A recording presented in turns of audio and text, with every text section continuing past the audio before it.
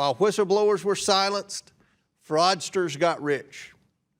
Accountability shouldn't begin only after federal prosecutors step in and clean up the damage.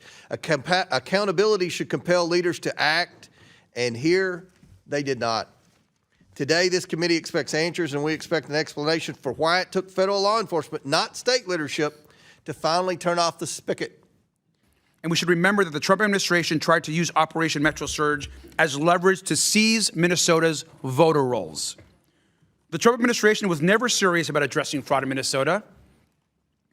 Instead, they've been interested in election conspiracy theories, in terrorizing kids. And they've accused the governor and attorney general of covering up fraud only to investigate them and turn up actually no evidence. What they're trying to do is convince Americans that there's a good reason for violence, for killings, and for violations of the law. That's not acceptable, and we're not going to take that here today.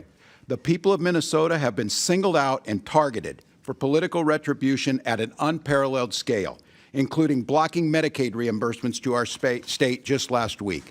Under the guise of combating fraud, the federal government has flooded Minnesota with masked, untrained, and unaccountable agents who are wreaking havoc in our communities.